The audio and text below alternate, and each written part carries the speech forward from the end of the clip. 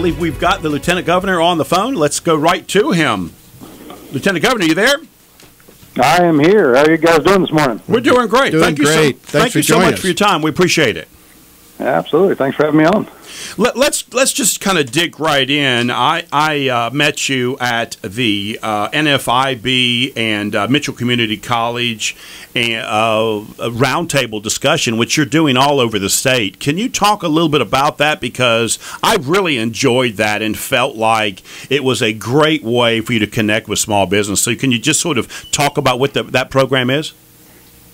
Yeah, the NFIB goes around the state and hosts these small business roundtables for us, and we usually go into community colleges and draw from the small business community in the region, in fact, and we've had great turnouts. Anywhere from 50 to 100 people show up at these breakfast or lunch events, and it's a great way for really two things to happen. One, for us to get the message out about what's been going on in North Carolina over the last 4 years since we've been running the state up there, and then the other part is to listen to the business community. What makes them tick? What are the issues that are important to them? And certainly if there are places where they don't think that government is running as effectively or as efficiently as it should, and we know there's always plenty of those, sure. Then they can let us know what is important to them, and hopefully we can take that back and address that in either regulatory reform or policy reform or things like that, so that we continue to make North Carolina a better and better and more friendly business state. And so that's really what the intent is. And one of the things you said that I really liked, you said, and you were speaking to small business people, the room was full. You said, if you don't tell us, we don't know. And I really thought that statement was really rang true for a lot of small business people in the room. What seems to be some of the most obvious questions that people are asking as you're going around the state? Well, I think the biggest challenge that we see with small businesses, especially, and there's a lot of folks out there. I mean, you were just kind of talking about it a minute ago about people's entrepreneurial spirits, and they have great ideas and they want to start a business. Capitalization of that business is really tough. And now, with new banking regulations, it's really the small business community that has been hurt the most from the federal government's perspective. And when they tightened the reins back, excuse me, 8 or 9 years ago, that was a big problem for our small businesses. So getting loans, being able to have an effective startup and be able to capitalize, that's probably the number one issue we see. Dan, this is Wayne. I believe your background, you were a partner in a business, or maybe you still are, and so you know something about running a small business, or at least not a major one, but a smaller business. Yeah, I'm an architect. That's my background. I did that for 20-some years, and was a partner in the largest architecture firm in the state. So we were a big small business, but still a small business nonetheless. Had to go out and kill everything we ate every single day. Had to make payroll. Had to hire and lay off people during good times and bad times, and so really understand the swings of an economy and really what makes your individual employees tick. And I think that just having that background in government is real helpful. Helping your friends in the legislature who may not have come from that background to understand what it is like to make payroll, and what it is like to have to tighten your belt during tough times, and to spend the people's money as if it's yours, and to create a budget and live by that budget. Those types of things I think are real helpful from any business person that jumps into government. Yeah, and the fact is the choices that you make absolutely affect your lifestyle substantially, and so it really does ring true to a lot of small business people. And if you don't understand that, you just kind of don't get that. Yeah, and then when you take that and you translate that into government, and you realize that, when the average small business person is thinking about the next $100 or $1,000 that they may make in profit and what they're going to do with that, the government's talking in millions, tens of millions, hundreds of millions of dollars, and it's very easy to start to think of that money not as your own, but as government money. There is no such thing as government money, especially in a place like North Carolina or a state where we don't get to print it. Every dollar that comes into the state government comes from individuals and corporations and really is coming out of the people's pockets. So we've been working really hard over the last 4 years to give more money back to individuals through income tax cuts and through both personal and corporate income tax. You know, we have the lowest corporate income tax in the country right now among states that have a corporate income tax, and our personal income tax is cut almost in half, and we have a flat tax in North Carolina. So everybody in North Carolina, at least based on tax revenue, should see more money in their paycheck. Because most of us don't know, and I didn't know exactly what the role is of lieutenant governor. Can you kind of describe that? Because we don't really know how you fit into the structure. We may very well supposed to, but we don't. Can you tell us how you fit into the structure of state government? Yeah, there's no reason that people really should, to be honest. I mean, it's a kind of a different role. It's the only role in the state that's both executive and legislative at the same time. I'm the president of the Senate, so I preside over the Senate when they're in session, so that's kind of your hand in the legislative world, and obviously you're second in command at the executive level of government, so that's your hand in the executive world. And so a lot of the role, you certainly kind of get to choose and make up the things you want to do based on what's important to you, but you also have a lot of duties too. I sit on the State Board of Education, so education is very important to me, and we spend a significant amount of our time in our office dealing with education.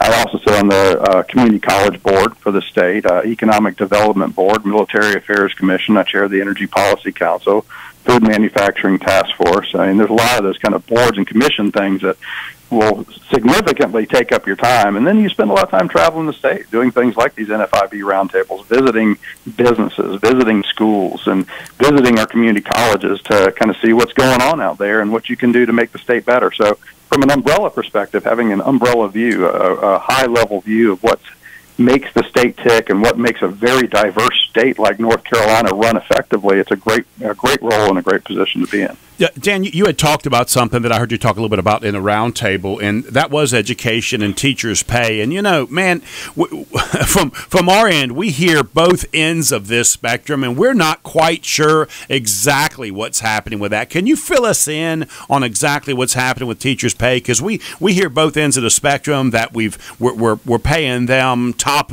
this great new salary, and then we're also hearing, no, it's not enough. Can you fill us in on that?